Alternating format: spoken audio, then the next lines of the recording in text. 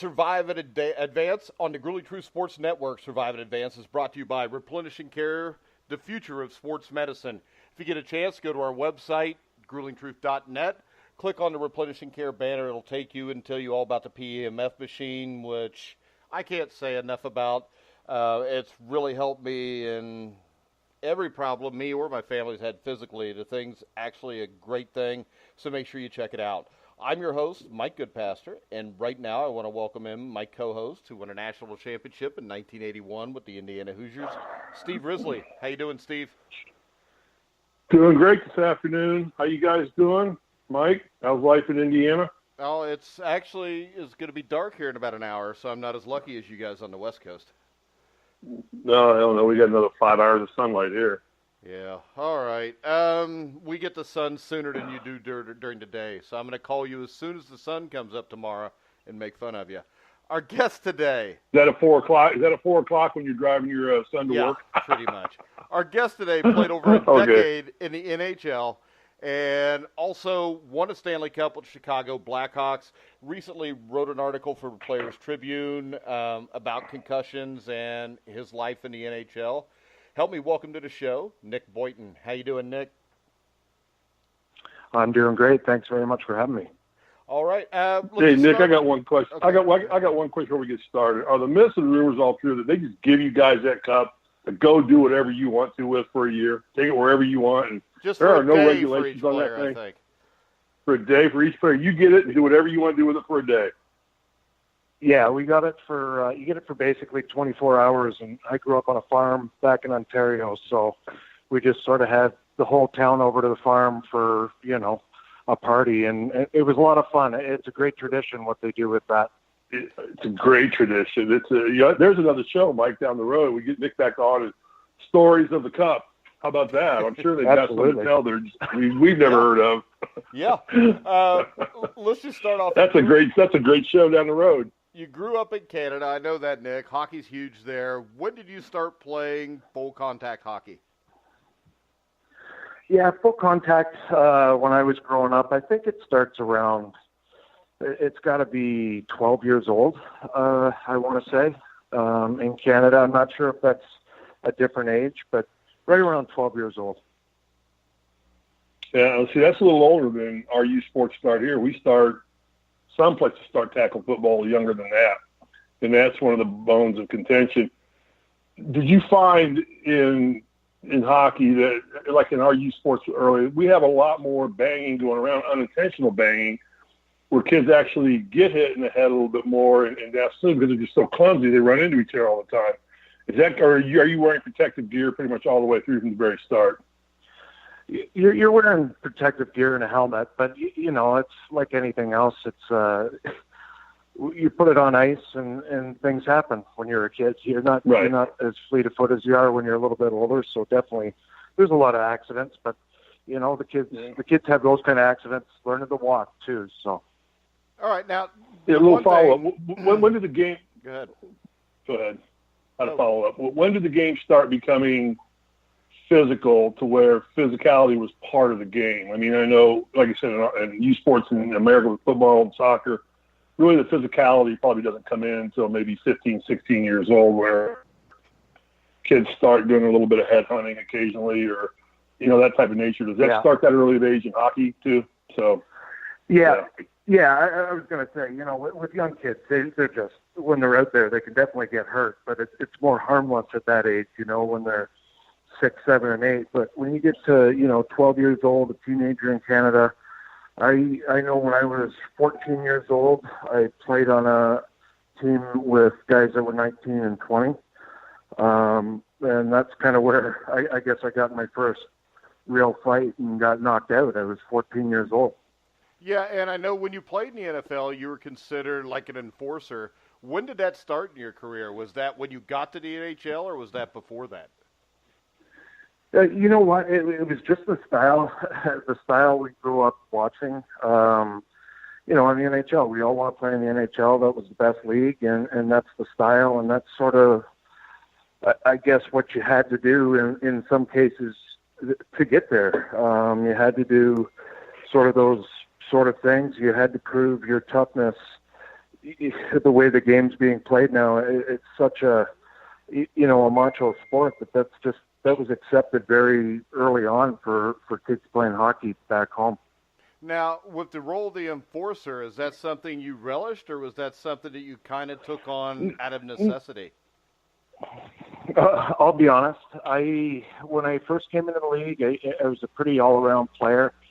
I played in an all-star game earlier on in my career, but during that time I was fighting and getting concussions, and my career just sort of peaked there, and it's just sort of hampered me all the way through the rest of my career. And I was having anger issues and problems, and I was allowed to fight and at my job, so it was sort of a way to get my anger out. I didn't enjoy doing it. I hated doing it, but I didn't know what else to do at the time. I sort of lost my skills to play the game the way it should be, and fighting was sort of a last resort to keep my career alive.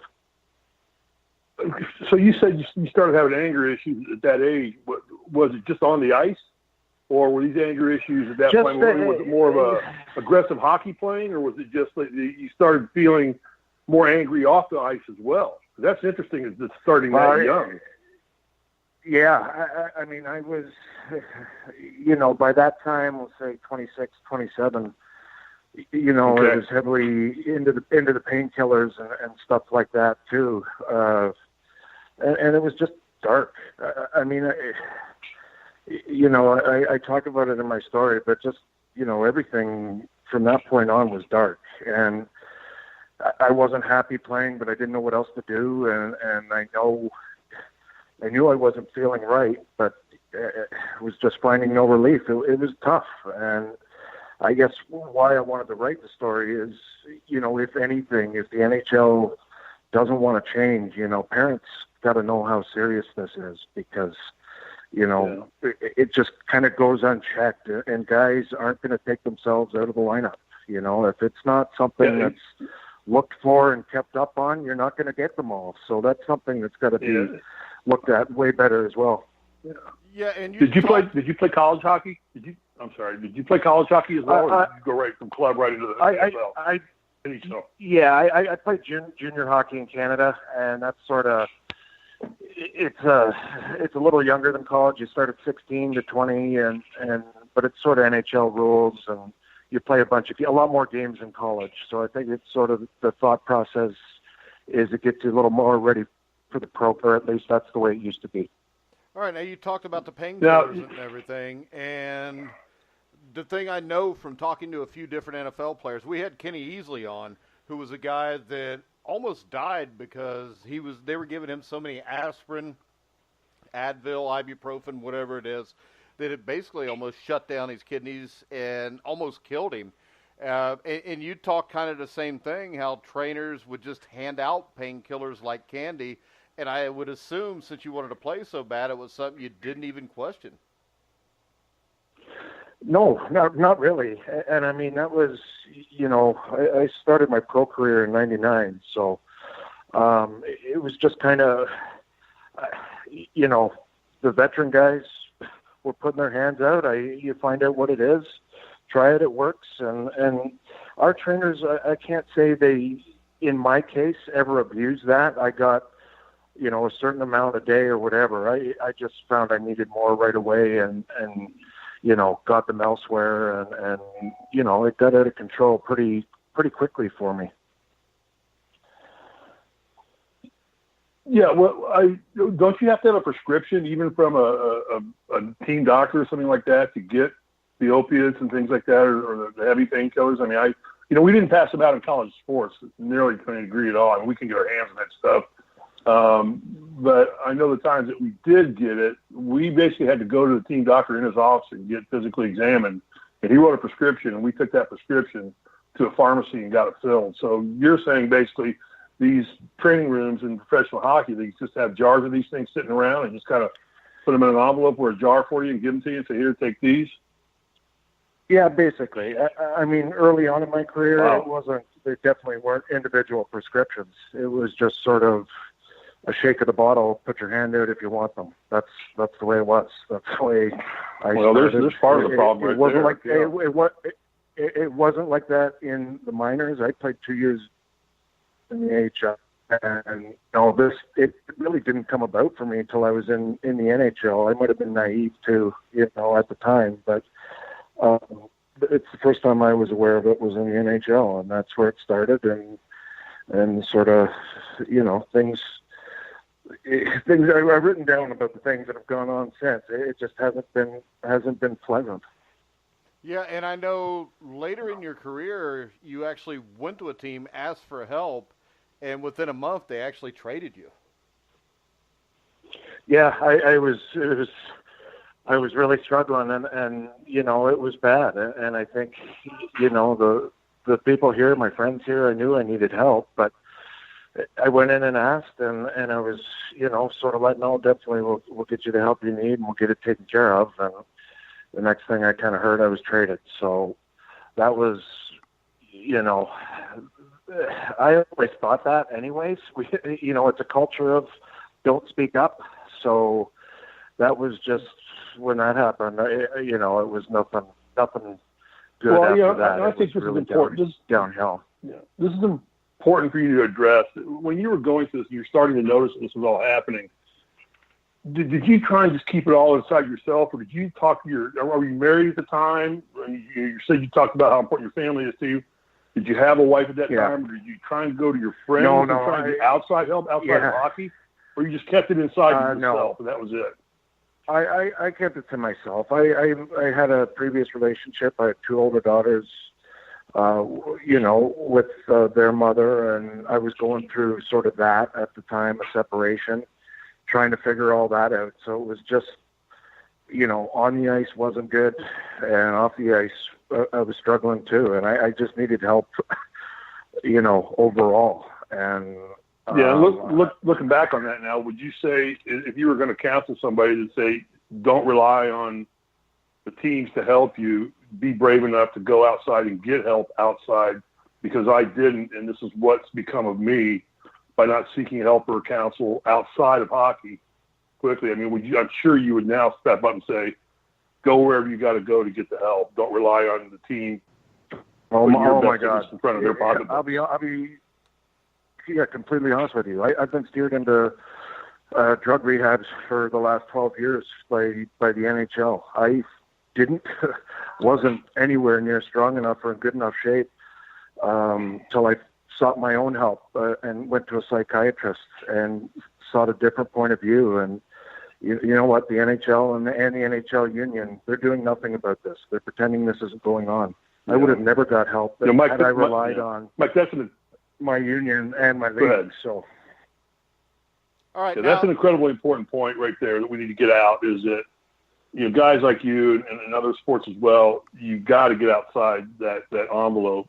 Listening to you and reading what you wrote in your article, there's no doubt that's a lesson. Steve, there has to be a fear from a player that's current that if I go seek outside help and the team finds out about it, well, hell, they might trade me, cut me, and there'll probably be repercussions.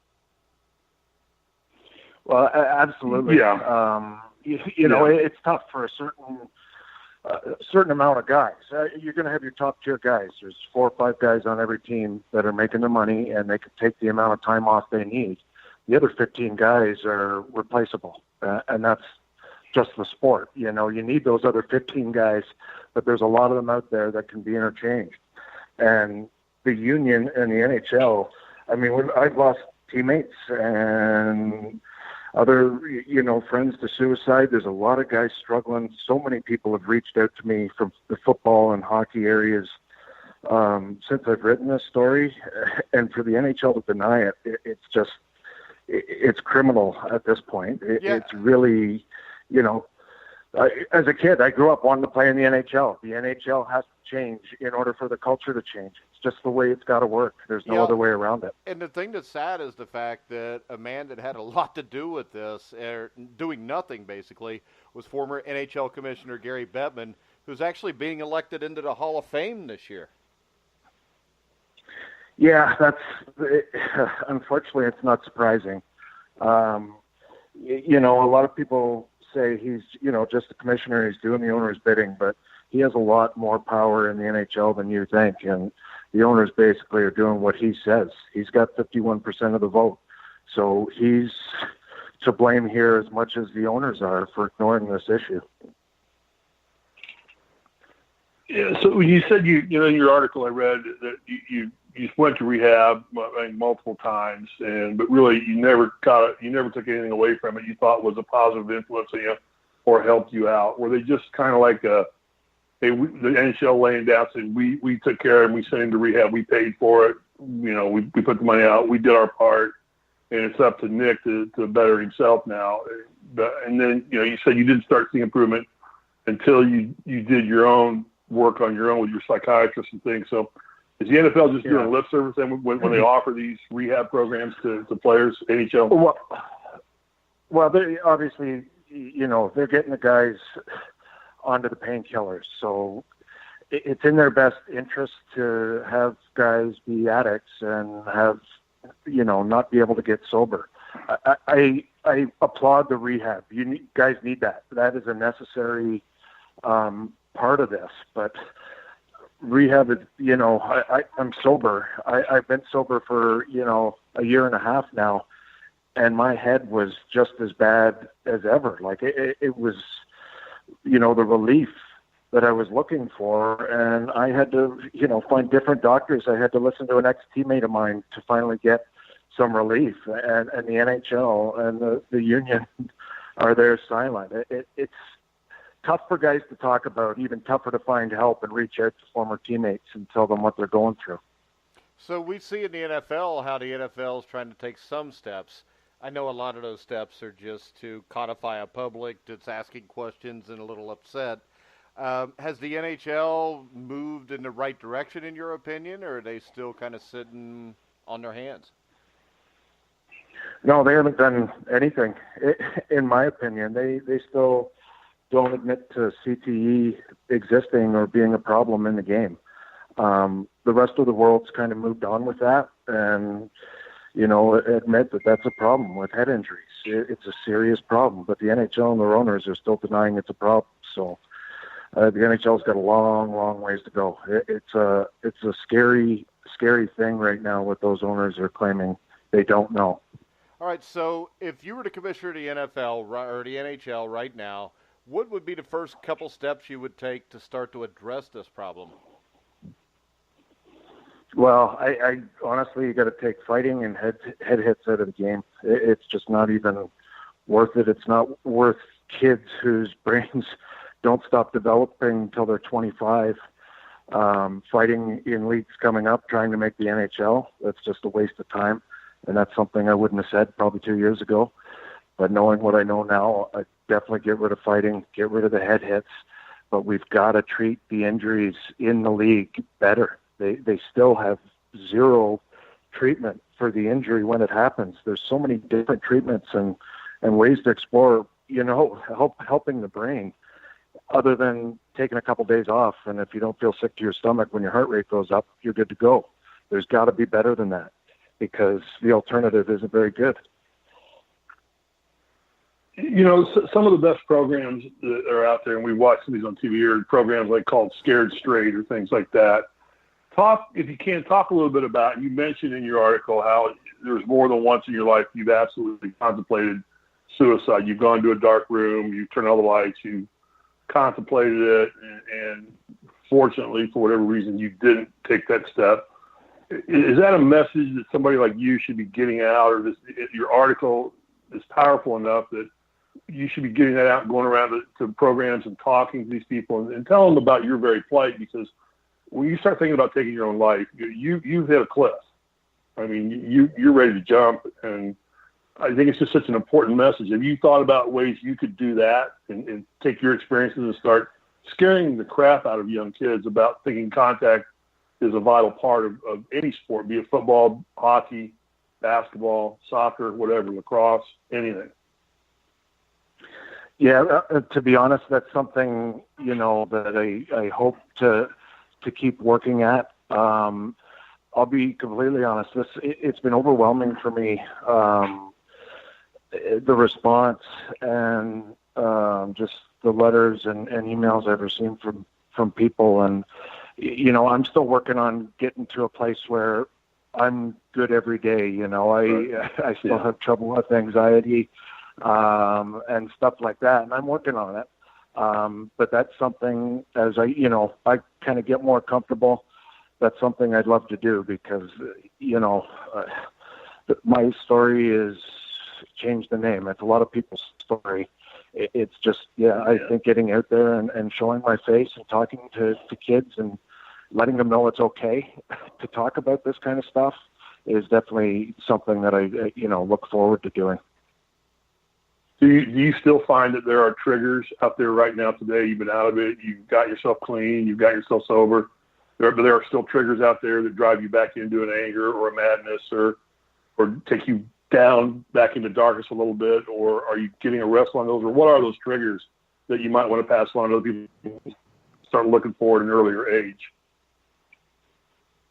It's, I've gotten relief from the treatment I got down at the Orlando Brain Plasticity Centers, but it was just, just headaches, noises, loud noises, just not feeling right.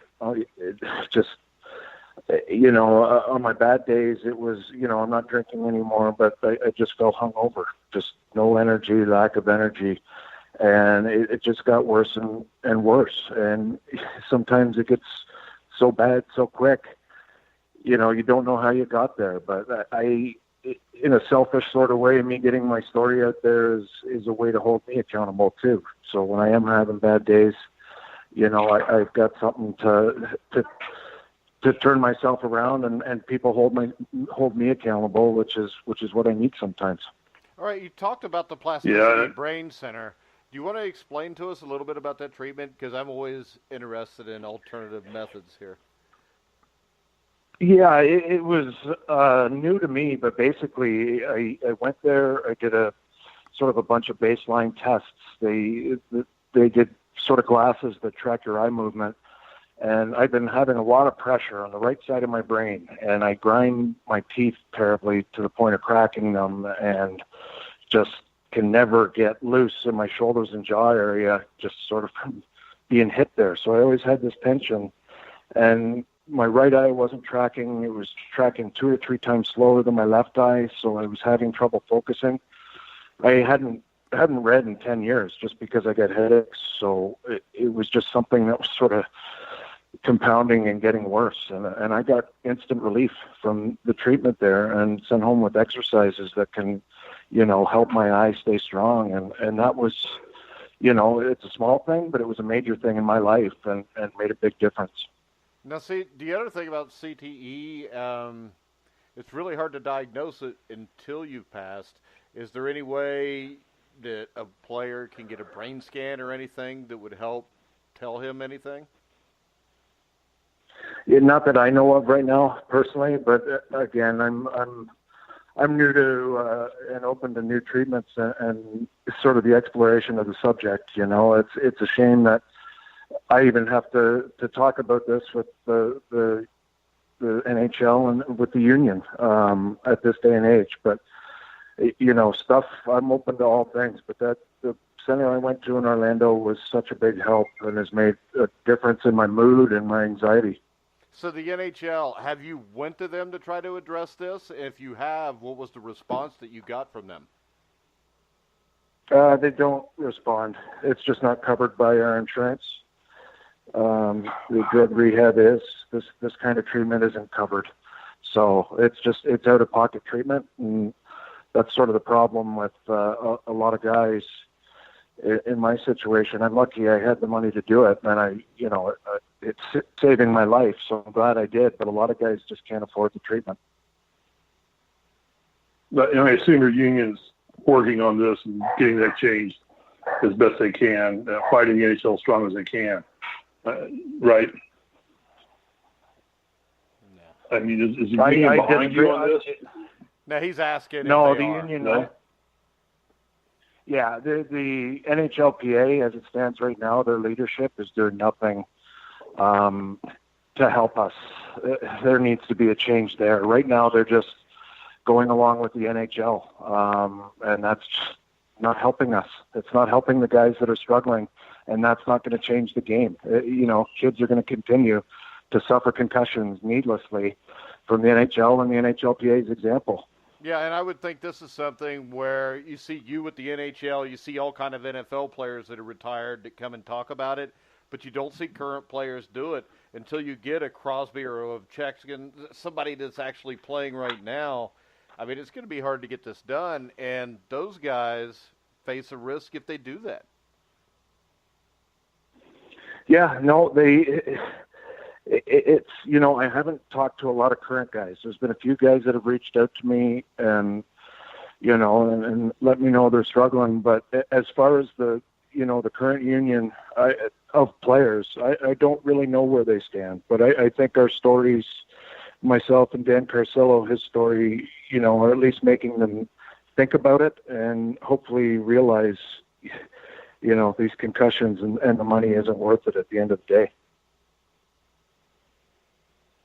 We had this discussion earlier in the week talking about, when youth football or youth sports should start contact. And, we talked about this. CTE's probably been around for as long as the contact's been occurring in sports. It's just now coming to the forefront. We're just now able to identify and find it. And, I mean, do you feel sooner than later they're going to start admitting it and recognizing it? Or, I mean, you seem almost kind of hopeless in your discussion that the NHL is even going to take accountability, because in anything that's wrong, the first thing you do is take accountability, like you say yourself. And do you sense that they're even going to want to take accountability to start helping you guys? I don't get a sense that they're going to want to do this. Unfortunately, I get a sense that this is just going to be a bargaining chip or a fight over their next collective bargaining agreement. But, hopefully what the union, the players, what, my story and other people's stories who aren't too far out of the game, I'm 7 years, 8 years out. This started earlier for me. Now I understand. This started in my mid-20s. I didn't realize it fully till now, but having known what I know now, or knowing what I know now, I would have done things much differently regarding my head and my career.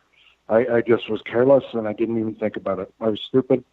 I get it, but, knowing what I know now, it is not worth what these guys are doing. Yeah, but isn't that kind of at the age of 23 or 24, you think you're invincible and nothing bad's going to happen to you, too?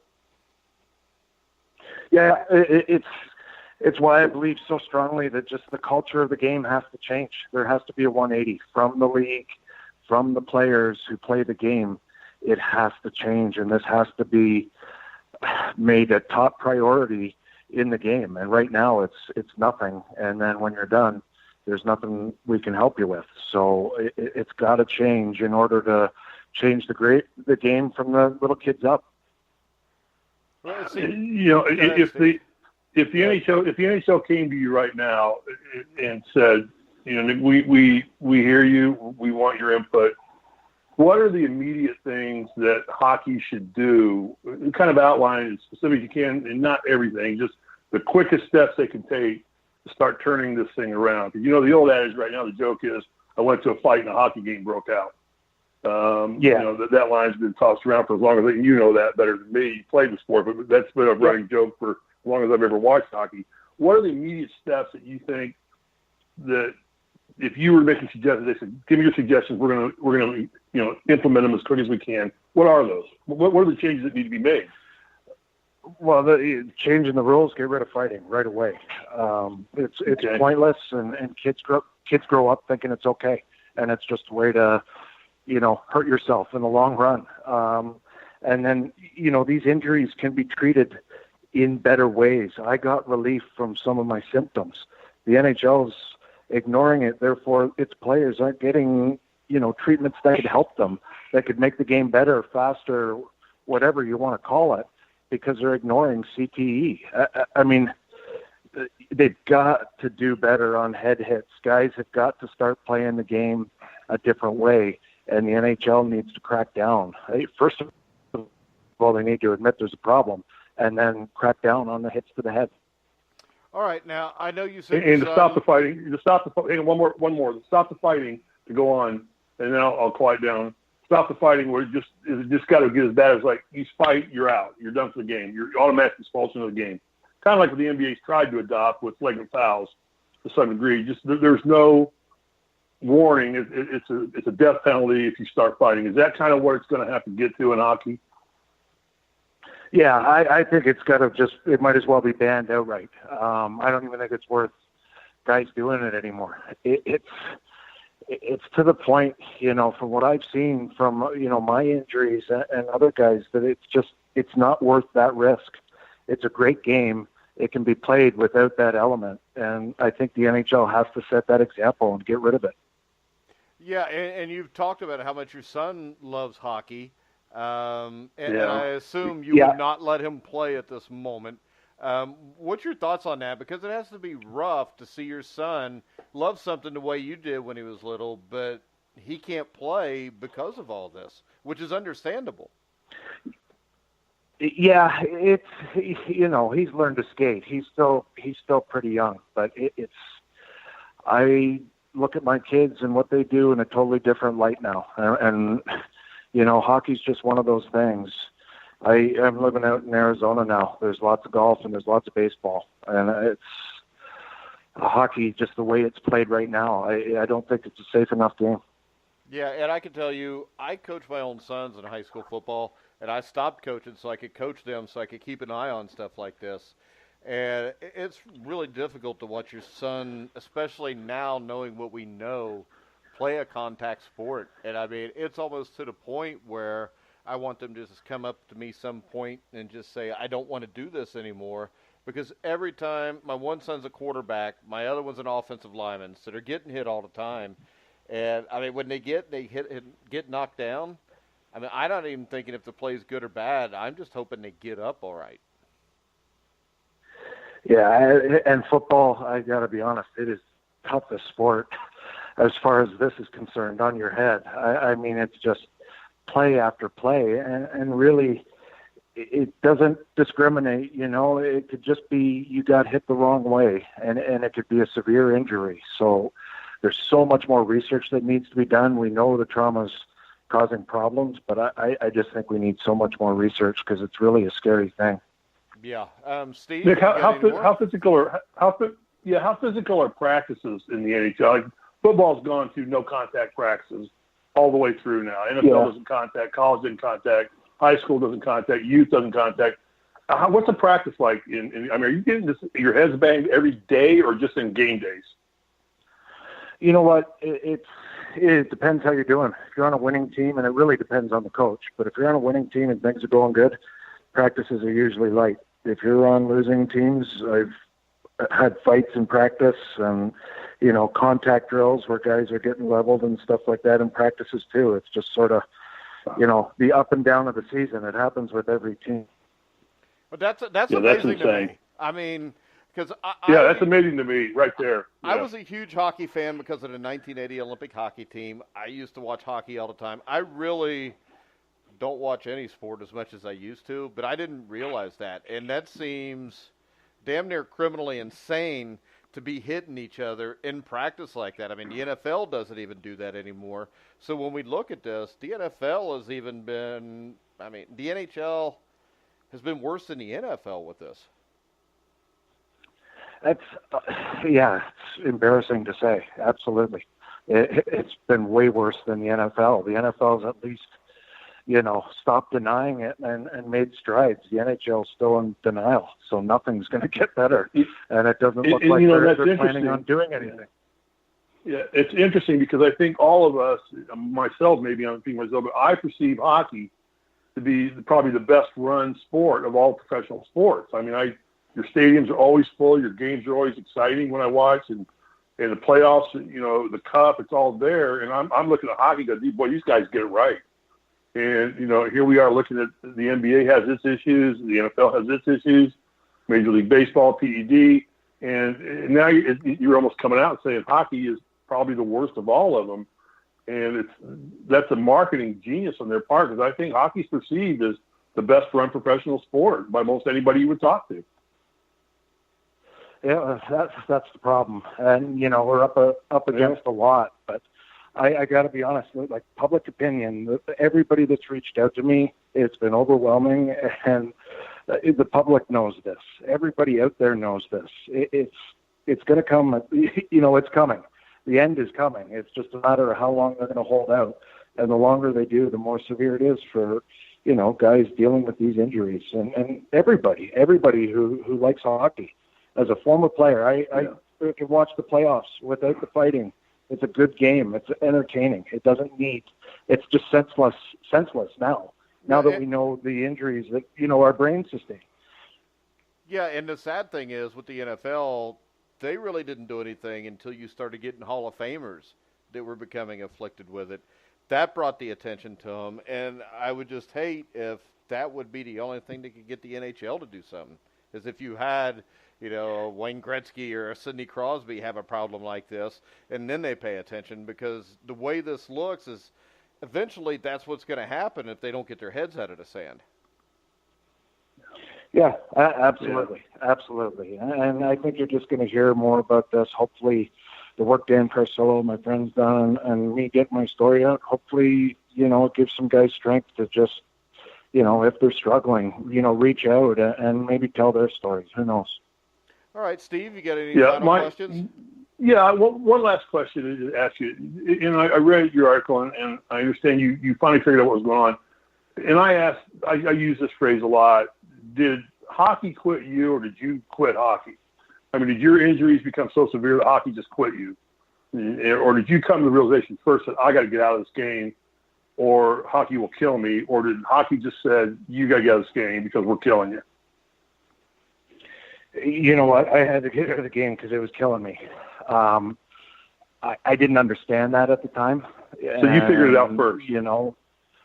I was so... No, I guess other way around. I mean, it took me really screwing up a couple times to the point of,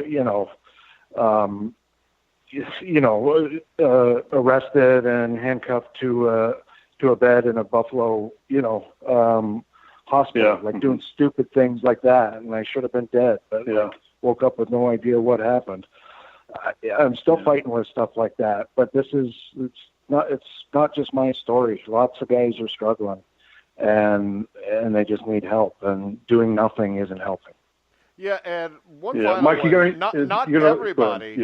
Not everybody in the NHL is, got their head in the sand, because I did like the fact that you reached out to Flyers GM Paul Holmgren, and he actually did help you. Yeah. You kind of credited him with saving your life. Oh no, hey, listen, like any business, it's probably 90% of the people you work with, they're okay and you don't mind, and then 10% are bad. And I was unfortunate to get a bad one early in my career, but fortunate that Paul Holmgren was there and helped me when he did, and sort of, got me into rehab, which is what I needed, but made sure I got to rehab, which is, what I really needed. All right, Nick, it was an honor. What I think is important right now is to find. What I just want to say is it's important to help you find a platform. And is there anything that we didn't address or ask you about that you'd like to just get out there on this platform to put on this show, so whoever listens will hear something maybe that we didn't ask you about that you want to tell people about? Is there anything like that you want to say that we didn't ask you about in terms of your article, which is a very powerful article? No, there's nothing, really. I think we all understand. And I do, and I feel very fortunate that I'm here to be able to talk to you guys.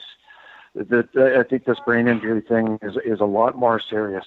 And, for the people that are listening out there, it could be little things, it could be major things, but you're just not feeling right. There could be something to it. So, and then take care of your kids playing sports too. That would be the major thing for me. It's just not worth it. Well, as you find new revelations, I think I speak for Mike and say you can always use this site, this show, everything as a platform.